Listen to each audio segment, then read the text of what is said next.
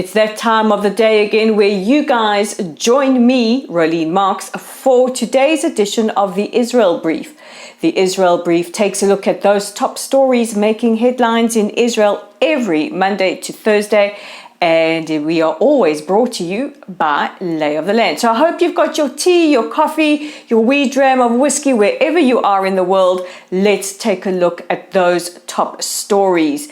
And a reminder, we are on day 115 of Israel's war with Hamas, which started on the 7th of October in response to the atrocities committed by Hamas, an internationally recognized terror organization. So let's take a look at latest developments, and we go to Rafah in the Gaza Strip. Earlier today, the IDF said that they were engaged in a precise counter-terrorism operation in parts of eastern Rafah. The IDF said that they have eliminated a significant amount of terrorists and uncovered underground shafts and infrastructure. This we take to mean tunnels, which they have also since eliminated. Now, last night, the White House, who have previously expressed their objection to any operation in Rafah, said that they do support what they know it will be a precise and pinpoint counter-terror operation that is being undertaken in order to prevent Hamas smuggling and arming Hamas or financing Hamas.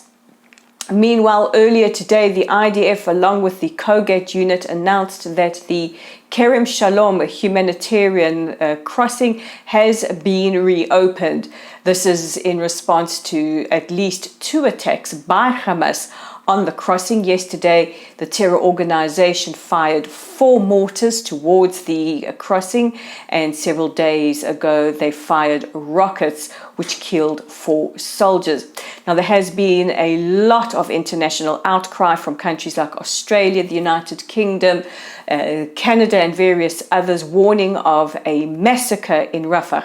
So far, the IDF have stressed that this is very, very precise. It is pinpoint, and these are the sole aims. There has been a lot of discussion over the last couple of days about the proposed hostage deal, which is on the table or might be on the table. Yesterday, the latest update had a mid-level delegation from Israel going to Cairo to assess where we are with the proposal. Now, Israel's Channel 12 provided the clearest or the latest outline, and I'm going to read to you what it is. So the White House have said that there are significant gaps between what Hamas is proposing and what Israel is prepared to offer. So this is what we have so far. Living hostages. The Hamas proposal calls for the release of 33 Israeli hostages, alive or dead, in the first 42-day phase of a 3-phase deal. Israel demands the release of 33 living hostages. Now, remember, we need to get our women out. They are being sexually violated. We have this confirmed by former hostages. We also have a significant amount of wounded and the elderly who need immediate medical care. Unlike the Israeli proposal, which includes a veto on the release of specific high-risk Palestinian prisoners, Hamas proposes that they have the right to choose which prisoners will be released. Hamas's proposal allows for the free movement of all Gazans back to the north of the Strip without security checks that Israel requires to prevent Hamas gunmen from returning. Remember, our military aim is to dismantle the military capabilities of Hamas, and we certainly don't want Hamas terrorists embedding themselves even more with the civilian population. The Hamas proposal requires Israel to announce an end to the war in the first phase of the deal and calls for a cessation of military operations immediately and thereafter. Hamas demands the release of Palestinian security inmates who were freed in the 2011 Gilad Shalit deal and have since been arrested, a stipulation not included in the Israeli proposal. And Israel has said that we will not end the war until we get all of our hostages back and Hamas is fully defeated.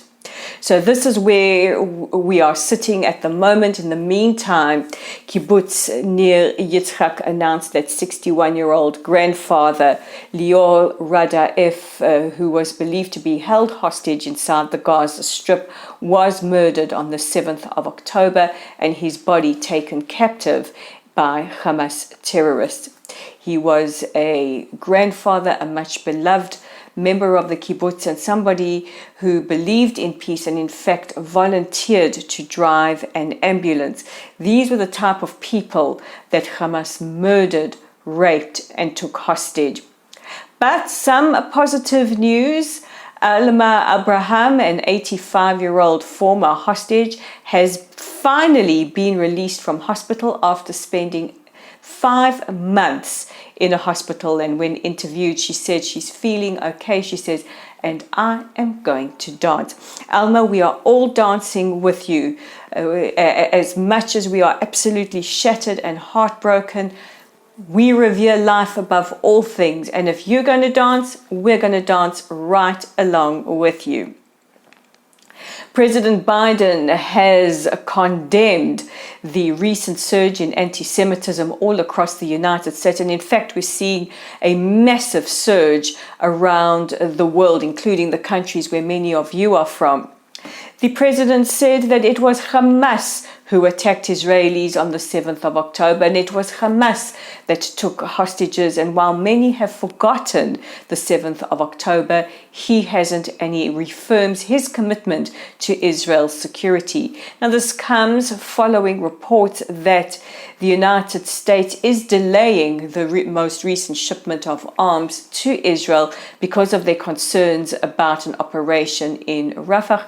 However, the military spokesperson, Rear Admiral Daniel Hagari, today played down these reports, saying, whatever issues happen, they happen behind closed doors. Time for audience question. Remember, yesterday I said we're going to be opening a new slot on the Israel Brief, an opportunity for you to ask a question, and I will try and respond to it as best that I can. So all I need is your name and where you're from in the comment section below, and I will get your question. But a big thank you to Hermine Boyson from South Africa, who sent a question yesterday. She asks, are the shops still open in the Sea of Galilee? Now, that is a great question, because while stores are still open, they have been drastically affected by the situation in the north. It's a situation we're not speaking about enough. This is the ongoing attacks from Hezbollah, firing rockets as well as anti-tank missiles and mortars towards northern communities. Many have been evacuated from the north. A lot of homes have been decimated. This is also something that the international community does not seem to be commenting about. But if you are in a position to support businesses in Israel, especially those in affected areas like the south and the north, please do so. So thank you, Hermine, for your question. Guys, keep them coming. And don't forget to check out our website at www.layoftheland.online. We've got so much new content. It goes up every single day. You can also visit us on Facebook at Lottel's site. Maybe you want to pop a question in there, and I will certainly try my best to answer it. Our YouTube channel is at the Israel Brief. You can click on the subscribe button by clicking on this big red button right below here. Don't forget to share with your friends, and we're on X at Lay of the Land 5. I'm Raylene Marks. Guys, God bless you all. Take care of yourselves and each other. Bring your questions, and I'll see you again tomorrow. Bye for now.